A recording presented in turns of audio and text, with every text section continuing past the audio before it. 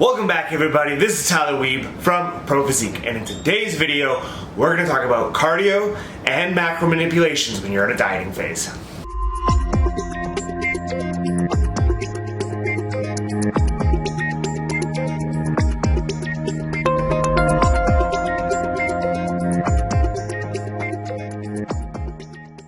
Alright, welcome back everybody. I hope you are all having a great start to your 2020 and you have not already fallen off your New Year's resolutions. Hopefully that is all going swimmingly for you. Today's video wanted to talk about when and how to make changes to your cardio and your food when you are in a dieting phase and once you have plateaued. So of course it is the new year, there's a lot of people starting diets. This has the assumption that you've been through a reverse phase, you've been ready for a diet, and that you are having success with it. We're not going to any extremes. If you have not gone through a reverse process, then you are probably not ready for a diet. I encourage you to go back to some of my other videos and watch those of why we reverse, how to reverse. Maybe I'll do another video on that there tomorrow. But go back, watch those, go through something like that to make sure that you are ready for a dieting phase. But let's go ahead and jump into it. So, to lose weight, at the end of the day, we need to create a caloric deficit, right? There are no magic foods, there are no magic pills, there's really nothing out there that is going to cause weight loss anything like a caloric deficit. That is going to be king number one. So how do we do that? Well, there are two ways that we can do this. We can decrease your calories so that we can create that deficit, or we can increase the amount of activity that you're doing, but via cardio. Now, typically, you will want to do both, so you do not have to be super aggressive with one or the other. So you can kind of go about it in that fashion where you can decrease your calories and increase your cardio, because that's just really going to help you create that deficit without really being, like I said, super aggressive with either or.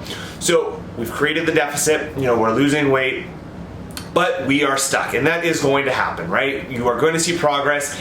It can be hard to predict. Sometimes, you could go 6, 7, 8 weeks without touching anything. Sometimes it's 3 weeks, all right? We've got to make changes. So that's something that you're really going to want to pay attention to. What is the scale doing? What are your measurements doing as well? Because sometimes we'll see physique changes before the scale changes. So that's something that you're really going to want to pay attention to. But once you've noticed things have stalled, and they are going to stall because the metabolism will adapt to the current amount of food that you're eating and the current amount of activity that you are doing. So that is going to happen at some point, right? And for how long it takes, again, like I said, it can be a little hard to predict, but make sure that you are paying attention to those things that I talked about. All right, so now we've plateaued, we've stopped. Now what? Do we get super aggressive? Do we drop, slash our calories in half? What do we do?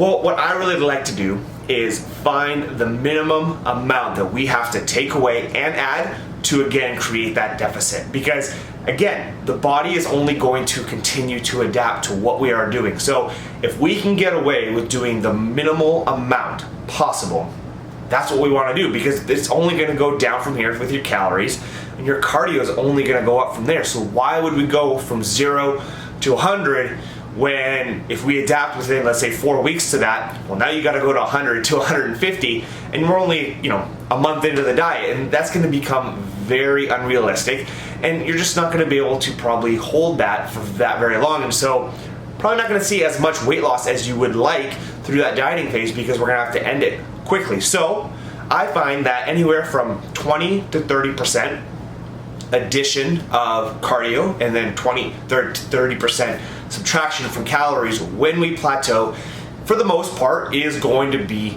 perfect, right? So then that's again why we do both. I don't have to go to your calories and go, okay, you know what?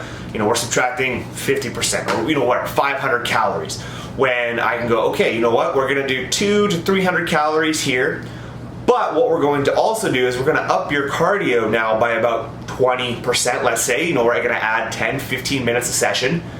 And now what we've done is that's an extra, let's say, 200 to 300 calories. Boom, we have that kind of 500 calorie deficit without having to, completely take everything from your calories, which can be depleted quite quickly. And we haven't had to go absolutely crazy with your cardio in terms of time.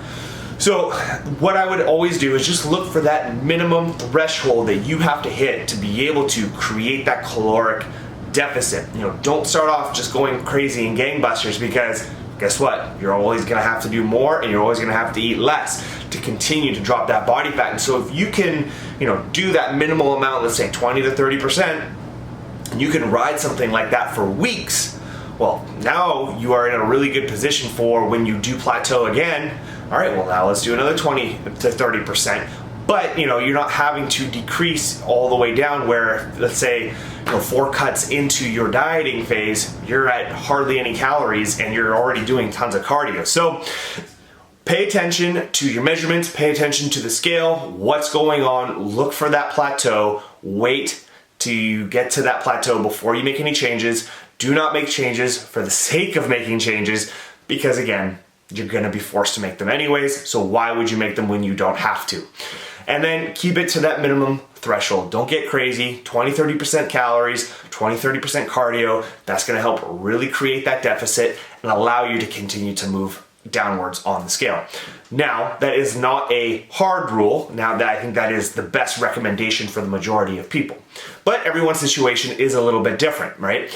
If you have maybe less time on your hands, well, you're probably gonna have to be a little more aggressive with your calories, just because you're not gonna be able to do so much cardio, right? If you lack that time.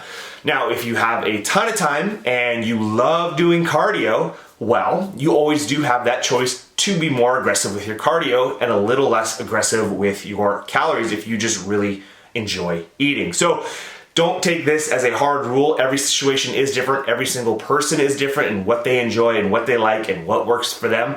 But for the most part, it is the easiest to kind of do that minimum threshold for the majority of people. But take a look at your situation, see what's gonna work best for you, and then make those decisions based upon that.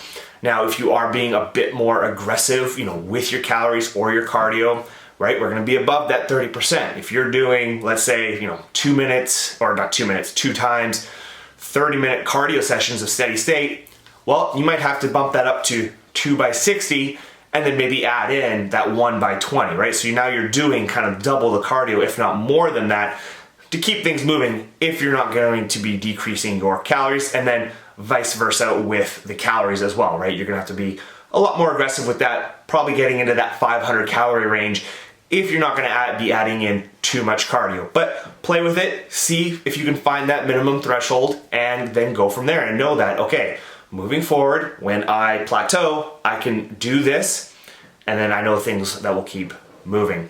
And then always, you know, if you don't have a timeline and you are not rushed, give the body a week or two to adjust. You know, if you're not maybe noticing a huge drop after a change, give it 1 more week. Sometimes it just takes the body, you know, a couple weeks to kind of, okay, like now we're moving and we're moving in the right direction. So if you're noticing, you know, 0.6, 0.7 pounds lost, hold steady, because there's a good chance a bigger drop is coming, because we're always going to aim for that 1%, basically roughly per week of total body weight for weight loss during a dieting phase.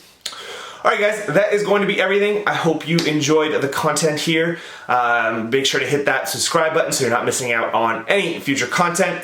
And if you'd like to see any questions answered in future videos, go ahead and head over to my Instagram here. Shoot me a DM, and I would be more than happy to get to those in future videos. Have a great rest of your day, everyone.